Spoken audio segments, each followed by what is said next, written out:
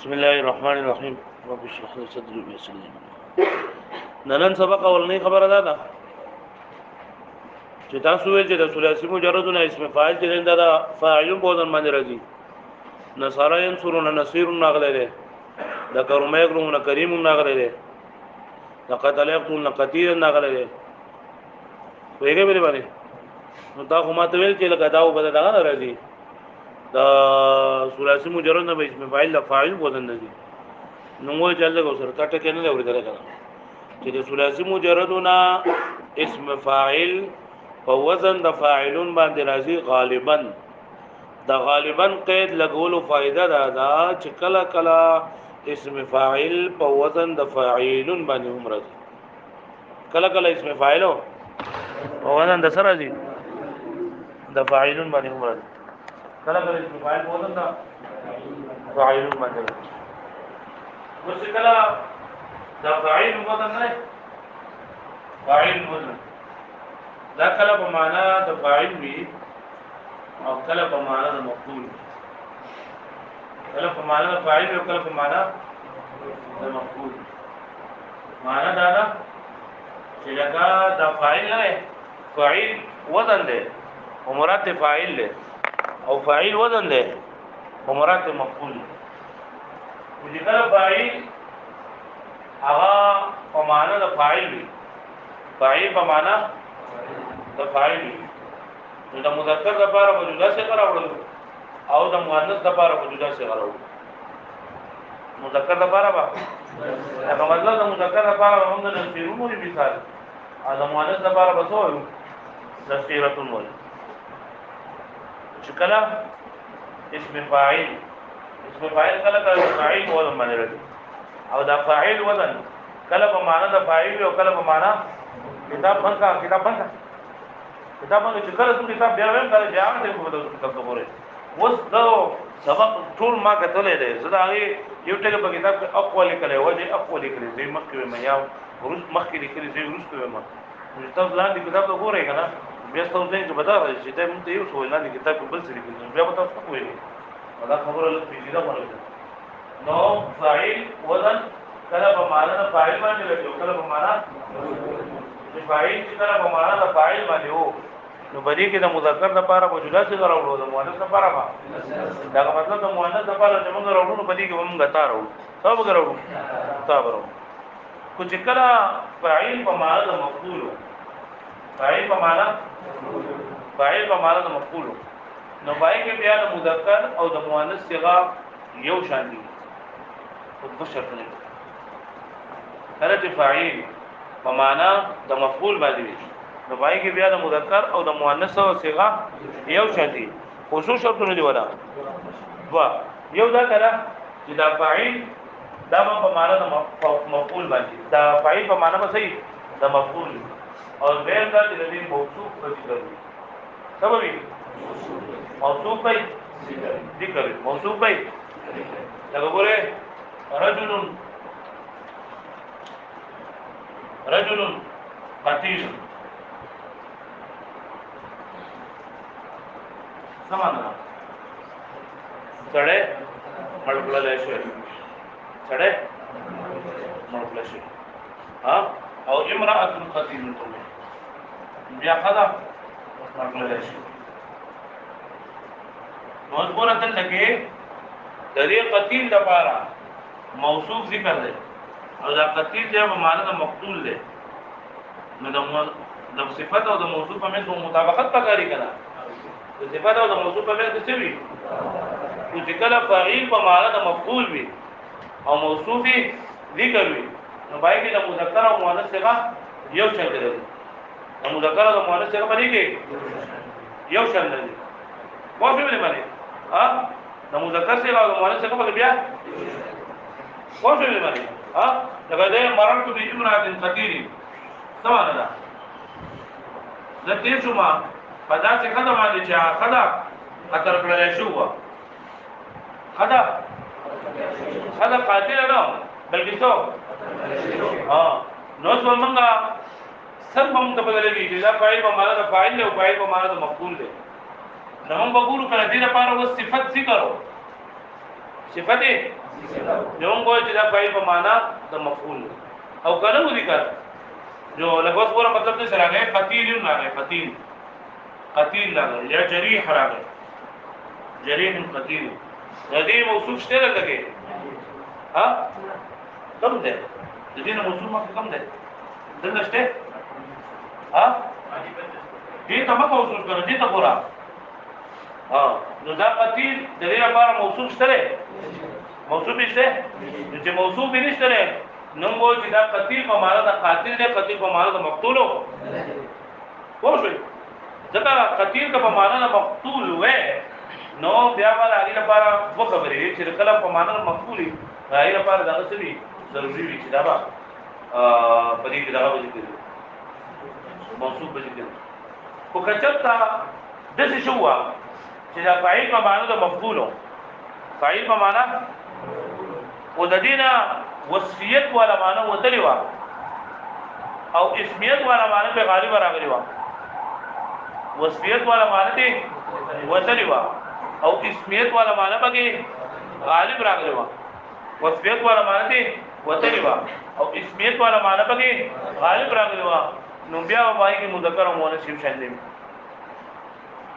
واښوي لکه فاعل چې په معنا مفعول وي او موصوف ذکر وي نو باندې کې مذکر او مؤنث یو شان دي هغه کویږي فاعل چې په معنا مفعول وي او موصوف ذکر وي نو باندې کې مذکر او مؤنث مکثر ته دي سوا چې فاعل په معنا د مفعول او د دې نو وصفیت والا معنا وتیوا او اسمیت والا معنا په غالب راغلی وا نو باندې کې بیا مذکر او مؤنث جدا جدا لکه ګوره ذبیح او ذبیحه پدې کې لفظي دا وصفي معنی دا نه چې دا صفت د ذبح به کوم لګي کسبل شوی او کا خرل شوی اګه می خرل شوی او کا سنډه حلال شوی کوم دې وصفیت والا معنی ذبح کړل شوی کړه واښوي په عرف کې دا ذبیحه دا نه استعمالي په دې عام معنی کې بلکې په دې اسمیت والا معنی غالب راغلا بلکې ذبیح منغه ته ولو کم د بيزي بچي چې ذبح کړل شي موږ د ذبیح ده او چې دغه لکه مؤنث په کې حالت کړل شوی نو ذبیحه دا د بشان دي هغه ثابت چې دغه وخه پړل لګي هغه ثابت چې دغه او هغه مذکر چې موږ ذبیح ده هغه مؤنث چې موږ ته وایو دا دې اسمیت والا معنی ده چې ذبیح هر هغه زناور ته و چې هغه وخه پړل لګي هغه ذبح شوی وی او وصیت والا معنی څنګه وایي چې هغه بس ذبح کړل شوی کس پیله او که خرد او کار کړ نو خر حالات خلک ولا کدا ذبیح و ډیره خلا راځي ته ذبیح ته نشي ویل دا قشان دي لقیق او لقیقا لقیق او لقیقا نو د دې ماته چې دا دال لقطا یلقو لقطه ان هغه شی چې هغه نو د باندې خدا شي نه ته لقطه وي نو باندې کې وصفیت والا معنی دا نه چې هغه کتاب او شاید هم لقیق وي اګه چر کو خدا شاید هم لقیق وي کما شوم خدا شاید هم لقیق وي او که هر څه چې دا خدا او شاید هم نو لای لقیق او لقیقه وي دا خو دې هغه وصفیت والا معنی ده او چې کله په دې اسمیت والا معنی رااله نو لقیق هر ګردیدل شي او راغستل شي ته نه وي بلکې لقیق دا الګ ته وي چې کوم راغستل شوی دی چې مونږ لري او لقیق هغه جنې ته ویل کیږي چې راغستل شي نو ګوره وصفیت والا معنی ته وتلی دا او اسمیت والا معنی به غالب راغلی دا چې کله قطعی فاعل په معنی مفعول وي او بدی کې وصفیت والا معنی چې وتلی وي اسمیت والا معنی به غالب راشي نو بیا به د مذکر او مؤنث لپاره جدا جدا شي وسم خبر شو چې ګوره عام طور باندې خدا چې اسم فاعل لپاره وزن چې دا فاعل نه رسول اسم فاعل لپاره سره دي وزن فاعل وکړه کله د اسم فاعل لپاره وزن د رسول مجرد سره دي داعین لکه نصير قتيل شهید پرې پوښتنه بیا دا خبره ده چې کله دا فاعل وزن نه لري دا کله په معنا د فاعل له او کله په معنا لکه مطلب قتیل دی کنه نو دې قاتل هم ویل قاتل سره او مقتول خدای هم ویل شي نو چې کله فاعل په معنا د مفعول وي نو بیا په دې کې مذکر او مؤنث یو شی دي کله چې کله لگا مطلب دې هغه موصوف ذکر موصوف او چې کله موصوف نه و ذکر نو بیا وایي دا یو شی دي خوښ لکه قتیل چې کله اسم فاعل دا مذکر هم راځي شي مؤنث هم راځي لکه قتیل هم ویل شي قتیل هم ویل شي خوښ لکه ته رجل قتیل قاتل سړی او امراه قتیله نو قاتل خدا صح قاتل خدا دې قتیل وزن دې نه ځکه چې فاعلیت ولا معنا کوي نو مرسته شي او کته دې مفعولیت ولا معنا کوي قتیل په معنا د سالي قتیل په معنا د مقتول لري قتیل په معنا سالي